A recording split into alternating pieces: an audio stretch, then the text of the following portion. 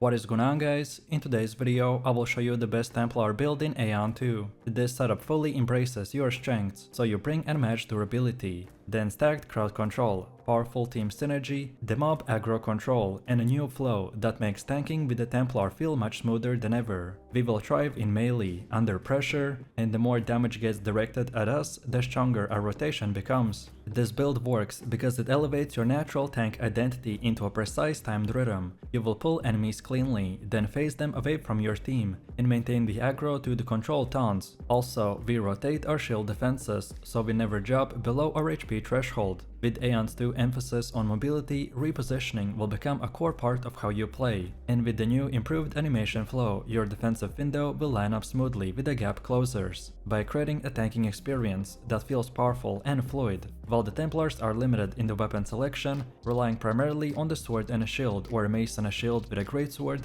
however, our main focus will not be on overwhelming damage, but it's about controlling the battlefield, so every strike, every taunt and every defensive stance will reinforce your role as a tank, to absorb punishment, control enemy movement, and keep the attention of bosses and players locked directly on us. And with the improved mobility and revised pull abilities, we no longer will crawl from fight to fight, but instead we will charge, close the gap instantly, and dictate the engagements on our terms. And then, just before we start, if you are planning to play Aion 2 on Korean servers, then let me introduce you to the Gear Up Booster. No matter how strong your class is, lag can ruin your PvE raids or the PvP battles, and that's where the Gear Up Booster comes in. It helps you to optimize connection, reduce latency, and stabilize ping across global servers. As you can see from the ping comparison test, the difference before and after using Gear Up is massive. Players from multiple regions will experience dramatically lower and more stable ping. This means smoother gameplay, fewer spikes, and way more consistent performance. So all you need to do is sign up through their website, then download the software. Then when you have Gear Up on your computer, just log in, choose the game that you want to play. For us, it's Aion 2. Then select your server region and then click boost, and that's it.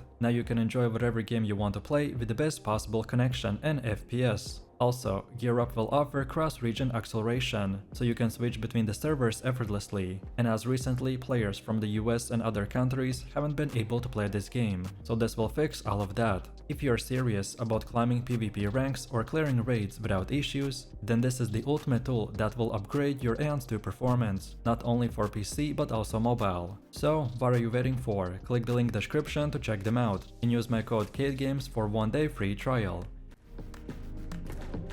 So now, let's take a look at the specifics, and our active skills is the engine behind our entire build. Unlike other DPS classes, your skills aren't about the burst rotation, but instead they are about building a controlled rhythm of taunts, damage mitigation and crowd control, where each ability will lock the battlefield just a little more under your command. The Furious Strike becomes your fundamental opener, by striking up to 4 enemies and instantly increasing the enmity. With the boosted multi-hit chance and the MP regeneration, this is your bread and butter aggro generator, aka the ability that you can combine between the stuns and the blocks to keep everything glued to you. Then Shield Smite is your first major crowd control pillar. By slamming the shield into up to 4 enemies with enough force to stun, it creates the breathing room, interrupts incoming damage spikes, and stabilizes the chaotic pulse. Against NPCs, the stun is guaranteed, which makes the Shield Smite one of your most reliable dungeon tools. Then Debilitating Smash will land heavier, harder, and with more battlefield impact.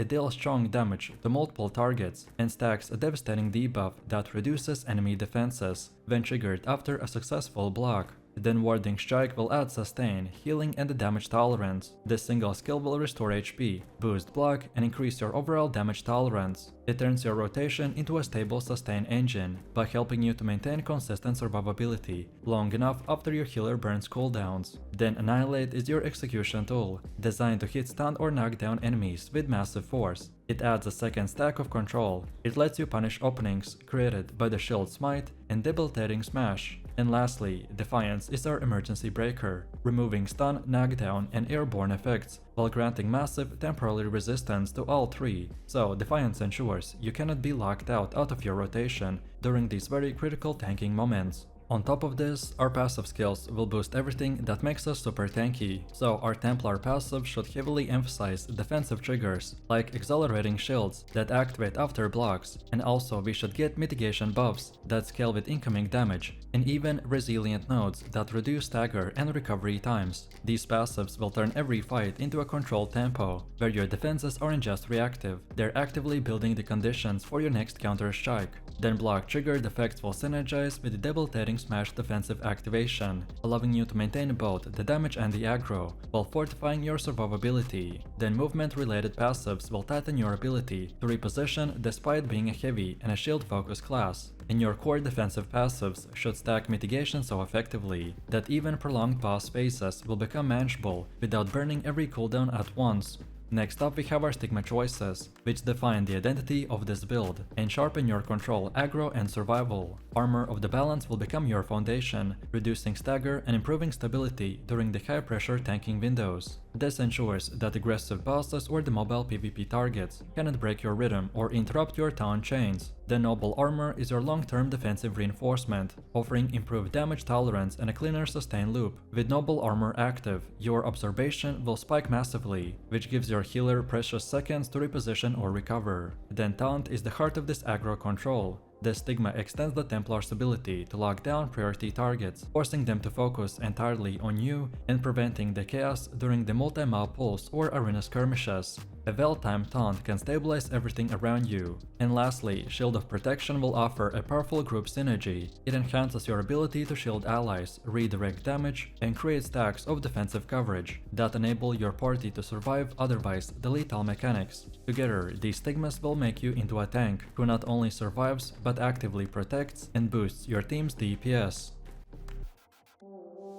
Next up we have our gear, and our choices should revolve around maximizing block efficiency, defense accuracy, and sustained aggro control. Items like the Guardian Deaconess earrings, necklaces, and the rings will provide balanced stat lines that support core tanking attributes such as block, evasion, critical defenses, and peace sustain, and even physical resistance. The Guardian Deaconess longsword with the block and evasion bonuses will become your centerpiece. You want accuracy to ensure taunts and the chain attacks never miss, then block to reinforce your defensive passives, and attack power just high enough to keep your aggro stable without relying on the constant burst skills. As far as armor category goes, the leather is not an option here. Instead, we want to commit fully to the heavy armor with a strong block value and a high base defense. Accessories with the HP, defenses, and a crit resistance will greatly increase your durability in both PvE and PvP. Even small gains in block or resistance significantly will enhance your rotation stability by reducing downtime after stuns, smoothing out incoming spikes, and enabling the safer pulse.